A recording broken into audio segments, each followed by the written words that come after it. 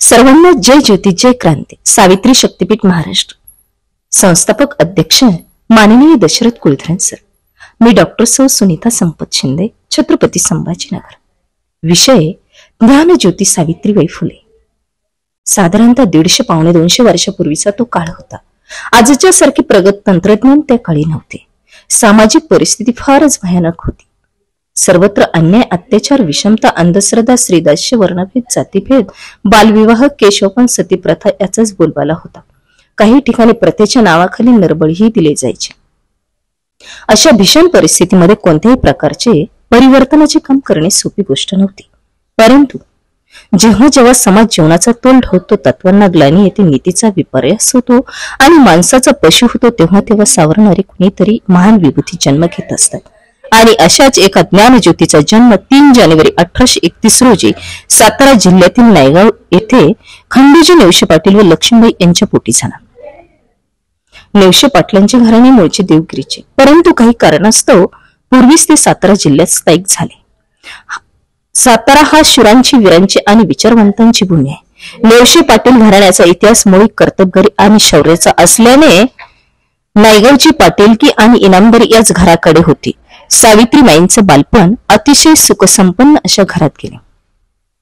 वयाच्या 9व्या वर्षी 1840 मध्ये त्यांचा विवाह ज्योतिराव फुले यांच्या समवेत झाला. पुरुष प्रधान संस्कृतीमध्ये स्त्रियांचे अस्तित्व नाममात्र असताना ज्योतिरावांनी मात्र या परिस्थितीच्या विरुद्ध वर्तन करून सावित्रीबाईंना समानतेने वागवले. अशिक्षित असलेल्या सावित्रीबाईला शिकवून देशातील पहिली शिक्षिका, मुख्याध्यापिका बनवण्याचा मान महात्मा ज्योतिबांनी दिला. ज्योतिरावांनी व सावित्रीबाईंनी 1 जानेवारी 1848 रोजी भिडेवाड्यात पहिली मुलींची शाळा काढली. त्यानंतर 1848 ते 1852 या कालावधीमध्ये त्यांचे शैक्षणिक कार्य अतिशय झपाट्याने सुरू होते. त्यांनी 18 शाळांची निर्मिती केली. पुढे त्यांनी समाजातील इतर प्रश्नांकडे लक्ष दिले. यामध्ये महिला सेवा मंडळाच्या माध्यमातून जातीयता, उच्च नीचतेला मूठमाती दिली. वयाच्या 23व्या वर्षी त्यांचा पहिला काव्यसंग्रह काव्य फुले हा प्रकाशित झाला. अनेक विधवा स्त्रियांचे प्राण वाचवून त्यांनी बालहत्या प्रतिबंधक गृह व प्रसूतीगृहाची स्थापना केली. काशीबाई नामक एका विधवेचा मुलगा दत्तक घेऊन त्याला डॉक्टर बनवले. अस्पृश्यांसाठी घरातील पाण्याचा हौद खुला करून त्यांनी अनेकांचे जीव वाचवले. हजारो वर्षाची गुलामगिरी अद्यापही कायम होती. या गुलामगिरीतून बाहेर काढण्यासाठी पुढे फुले दाम्पत्याने खूप प्रयत्न केले, परंतु हे जोखून तुटतच नव्हते. खूप चिंतन, मनन, वाचन सर्व करून स्त्री पुरुषांना समानतेची वागणूक देणारा, तसेच कोणत्याही प्रकारच्या पुरोहितशाहीला मध्यस्थांना थारा न देणाऱ्या एका नव समाजाची स्थापना त्यांनी करण्याचे ठरवले आणि या समाजाचे नाव ठेवले सत्यशोधक समाज.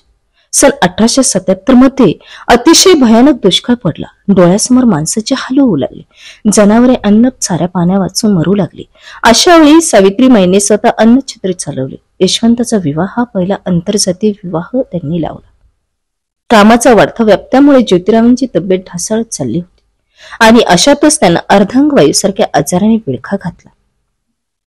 आता नाही म्हटलं तरी मानसिक शारीरिकरित्या सावित्रीबाई आणि ज्योतिबा खचत चालले होते, परंतु त्यांच्या स्वभावात हार मानणे कधीच नव्हते. त्याही परिस्थितीत ज्योतिरावांनी सार्वजनिक सत्यधर्माचं लेखन चालूच ठेवलं. एक हात निकामी झाल्यानं त्यांनी दुसऱ्या हाताने सार्वजनिक सत्यधर्म पूर्णत्वास नेला. या कामी सावित्रीबाईची साथ ही मोलाची होती. दिनांक 28 नोव्हेंबर 1890चा तो दिवस सावित्रीबाईच्या जीवनातील काळा दिवस म्हणून ठरला. आज ज्योतिबा आपल्या साऊला एकटे सोडून पुन्हा न येणाऱ्या प्रवासाला निघून गेले. आज साऊ एकटी पडली होती, पण समोर दिसणारे समाजातील अनेक प्रश्न अडचणी मात्र साऊला शांत बसू देत नव्हते. ज्योतिबाच्या निधनानंतर तब्बल 7-8 वर्ष संपूर्ण कार्याची धुरा सावित्रीबाईंवर पडली. 1897 आलेल्या प्लेगच्या साथीमध्ये यशवंताच्या मदतीने अहोरात्र अन्न पाण्याचा विचार न करता सावित्रीबाई झटत होत्या. दिवसभर उपाशी तापाशी राहून त्या थकून जात होत्या, पण त्यांना त्याचे भान नव्हते. रोगाच्या उपचारासाठी त्यांच्यामध्ये हत्तीचे बळ उतरले होते. आता पुण्यातील साथ थोडी आटोक्यात आली होती, परंतु पुण्याच्या आजूबाजूला परिस्थिती अद्यापही गंभीरच होती. मुंडव्यातील एक पांडुरंग गायकवाड नावाच्या अस्पृश्य समजले जाणाऱ्या मुलाला प्लेगची लागण झाली. त्याचा जीव माशासारखा तडफडत होता. क्षणाचाही विलंब न करता या जीवाला वाचवताना सावित्रीमाईला प्लेगची लागण झाली.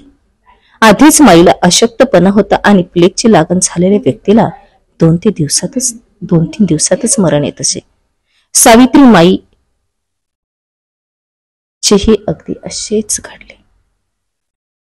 10 मार्च 1897 रोजी वयाच्या 67व्या वर्षी त्या निर्मिकाधीन झाल्या. क्षणभर काळही थांबला असेल. आयुष्यभर जगासाठी वाहून घेणाऱ्या या क्रांतीच्या